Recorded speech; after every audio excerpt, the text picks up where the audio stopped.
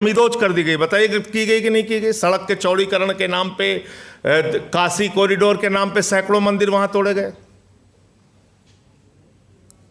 तो इसलिए इनके अत्याचार का दायरा इतना छोटा नहीं है। इनके अत्याचार के दायरे में वो यादव भी आता है जिसकी चोटी काट लेते हैं ये लोग एटा और मैनपुरी के अंदर। इनके अत्याचार के दायरे में पासी समाज का वो बुजुर्ग भी आता है जो काकोरी में 70 साल की उम्र में उसको मंदिर पे पेशाब चटवाई जाती है, लेकिन मणिकर्णिका घाट भी तोड़ा जाता है। और उसका मामला जब संजय सिंह उठाते हैं तो उस पर भी मेरे खिलाफ एफआईआर हो जाती है, उस पर भी एफआईआर हुई। रामपुर के सांसद पूछिए इनसे, 80 साल की बुजुर्ग महिला पे एफआईआर कर दी एसआईआर के नाम पे। नूरजहां शायद उनका नाम था। मैं पहुंचा उनके घर में, उनके दोनों बेटे कुवैत में काम करते हैं और वहां का डीएम बयान दे रहा है कि इनके दोनों बच्चे कुवैत के नागरिक हैं। अब कुवैत नागरिकता ही नहीं देता है।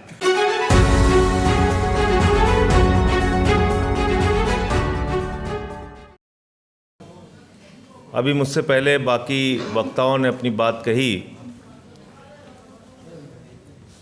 चिंता तो होती है, परेशानी होती है, और जिन घटनाओं का जिक्र यहाँ पर हुआ वो निश्चित रूप से बहुत चिंता देने वाली बात है। लेकिन वो क्या सिर्फ आपके लिए चिंता का विषय है? सिर्फ ये कहा जाए कि भाई मुसलमानों को बहुत टारगेट किया जा रहा है, उनके ऊपर बहुत अत्याचार हो रहा है, क्या बात यहाँ तक रुक जा रही है, यहाँ तक सीमित है? इसका दायरा बहुत बड़ा है। अत्याचार जो हो रहा है उसका दायरा बहुत बड़ा है। और दूसरी बात यह है कि करें क्या? अगर अत्याचार हो रहा है तो उसके खिलाफ लड़ना होगा।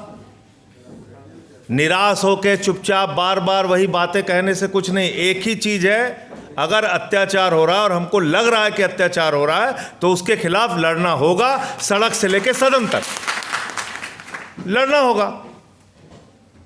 एफआईआर हो गया, मुकदमा हो गया, 50 मुकदमा मेरे ऊपर हुआ। मैं भी जानता हूं कोई भ्रष्टाचार मैंने नहीं किया, वो भी जानते हैं जो जांच कर रहे हैं कि इन्होंने कोई भ्रष्टाचार नहीं किया। उठा के जेल में डाल दिया 183 दिन। क्या करता मैं? आके फिर रोने लगता कि साहब देखो 183 दिन जेल में डाल दिया और हमारा परिवार बड़ा परेशान हुआ, बच्चे बहुत परेशान हुए, माताजी बहुत परेशान हुए, पिताजी बहुत परेशान हुए। अब चलो चुपचाप घर बैठ जाओ, इनके आगे झुक जाओ। जिस दिन निकला उस दिन से फिर इनके खिलाफ बोलना शुरू किया। संसद में भी बोल रहा हूँ, सड़क पे भी बोल रहा हूँ। तो पहली बात तो यह है कि लड़ना पड़ेगा, ये मन बना लीजिए सब लोग, और मिल के लड़ना पड़ेगा। जीएन साईं बाबा कौन थे? क्यों उनको 10 साल जेल में रखा गया? सड़ाया गया, उनको मारा गया, मार दिया गया उस एक आदमी को। दिव्यांग होने के बावजूद, शरीर का हिस्सा काम नहीं करता उसके बावजूद उस व्यक्ति को जेल में सड़ाया गया और कोई कानून मदद नहीं कर पाया। बेल मिलने के बावजूद उनको जेल में रखा गया और निकलने के बाद उनकी मौत हो गई। इस देश में भारतीय जनता पार्टी हिंदुस्तान नहीं है, याद रखिएगा, और नरेंद्र मोदी हिंदुस्तान नहीं है, और ये नफरत फैलाने वाले लोग हिंदुस्तान नहीं है। हिंदुस्तान है इस देश के 144 करोड़ लोग। ये चंद नफरत फैलाने वाले नेता देश नहीं है। जब कभी भी अत्याचार होगा बोलेंगे। संभल का मामला हुआ, कल बोला मैंने कि आपने जज का ट्रांसफर कर दिया। चर्चों पे हमला हुआ, कल मैंने पार्लियामेंट के अंदर बोला कि तुम चर्च के सामने जाके हनुमान चालीसा पढ़ते हो, मस्जिद के सामने जाके रामचरितमानस पढ़ते हो। अगर हनुमान चालीसा और रामचरितमानस पढ़ना है तो हनुमान जी के मंदिर में जाइए, राम जी के मंदिर में जाइए और आशीर्वाद लेके आइए। देश के लिए कुछ वहां पे प्रार्थना कीजिए। लेकिन ये देश, अगर हम लोग ये मान लेंगे कि देश के अंदर चंद गुंडागर्दी करने वाले लोग देश हैं, तो वो देश नहीं है। इस देश में वो नौजवान भी है जो कहता है मेरा नाम मोहम्मद दीपक कुमार है। ऐसे लोग हैं। ये बात हमें समझनी पड़ेगी, और इस बात को अगर हम नहीं समझेंगे तो हम गलत दिशा में आगे बढ़ेंगे। वक्फ का बिल आया, उस कमेटी में मैं भी था। जितने भी कमेटी में सामने लोग आए होंगे, माइनॉरिटीज ग्रुप, जितने भी हमारे लोग आए होंगे वक्फ से जुड़े हुए कमेटियों के, मुझे अपने आप बताने की जरूरत नहीं कैसे उस लड़ाई को लड़ा। अदीब साहब भी आए थे, पूछिए इनसे कैसी लड़ाई लड़ा। पार्लियामेंट में वोट होना हुआ उस समय कैसी लड़ाई लड़े हम लोग। ठीक है, आज संख्या में वो ज़्यादा है, डेमोक्रेसी में ये चीज़ें हैं, कुछ चीज़ें वो अपनी मनमानी कर रहे हैं, लेकिन मुझे लगता है कि इसका दायरा बहुत बड़ा है। अत्याचार का दायरा बहुत बड़ा है। हमले होते हैं धार्मिक स्थानों पे, मुस्लिमों के धार्मिक स्थानों पे, सिखों के धार्मिक स्थानों पे, चर्चों पे हमले होते हैं, लेकिन मणिकर्णिका घाट भी तोड़ा जाता है। और उसका मामला जब संजय सिंह उठाते हैं तो उस पर भी मेरे खिलाफ एफआईआर हो जाती है, उस पर भी एफआईआर हुई। दाल मंडी तोड़ा गया, वहां मुसलमानों की संख्या कुछ ज्यादा है। उसके बाद संत रविदास गेट के सामने की सारी दुकान तोड़ दी गई। जो बनारस को जानते होंगे, बनारस के हमारे साहब बैठे हुए हैं, इमाम साहब, पूछिए इनसे। इमाम साहब गलत कह रहा हूं तो मेरा माइक रोक दीजिएगा। 90% हिंदुओं की दुकानें तोड़ तोड़ के जमींदोज कर दी गई। बताइए की गई कि नहीं की गई। सड़क के चौड़ीकरण के नाम पे, काशी कॉरिडोर के नाम पे सैकड़ों मंदिर वहां तोड़े गए। तो इसलिए इनके अत्याचार का दायरा इतना छोटा नहीं है। इनके अत्याचार के दायरे में वो यादव भी आता है जिसकी चोटी काट लेते हैं ये लोग, एटा और मैनपुरी के अंदर।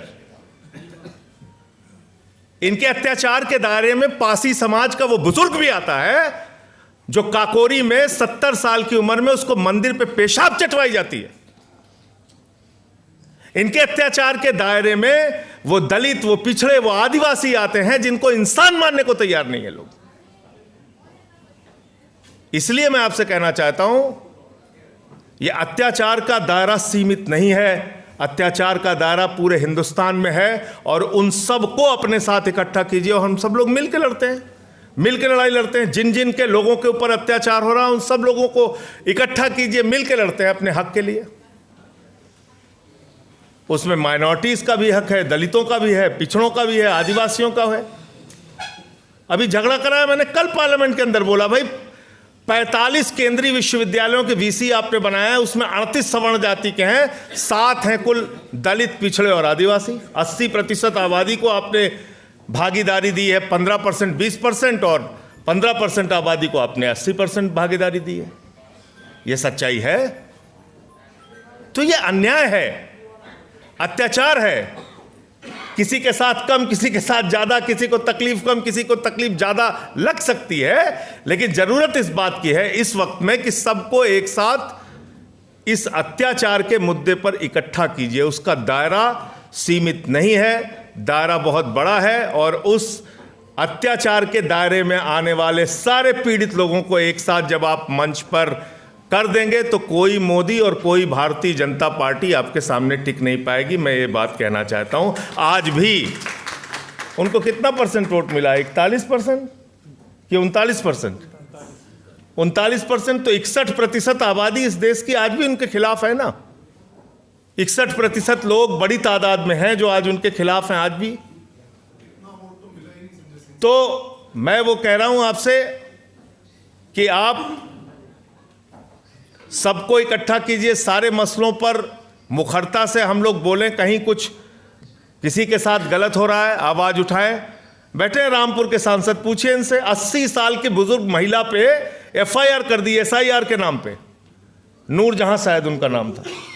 मैं पहुंचा उनके घर में, उनके दोनों बेटे कुवैत में काम करते हैं और वहां का डीएम बयान दे रहा है कि इनके दोनों बच्चे कुवैत के नागरिक हैं। अब कुवैत नागरिकता ही नहीं देता है, बताइए आप। तो ये हो रहा है। तो ये कब तक मजहबी नशा बांटिएगा, ये उन्माद वाली हवा बांटिएगा, ये मंदिर, ये मस्जिद, शिवालय की जिद में वतन ही ना होगा तो क्या बांटिएगा। तो इसलिए हम सबको मिलकर लड़ना है और अपनी आवाज़ उठानी है। बहुत बहुत शुक्रिया, बहुत बहुत धन्यवाद। आदिब साहब का जब भी हुक्म होता है मैं आ जाता हूँ। अभी पार्लियामेंट चल रही तो इसलिए मैं इजाज़त चाहूँगा आपसे। बहुत बहुत धन्यवाद। बहुत शुक्रिया संजय सिंह साहब। अब हमारे बीच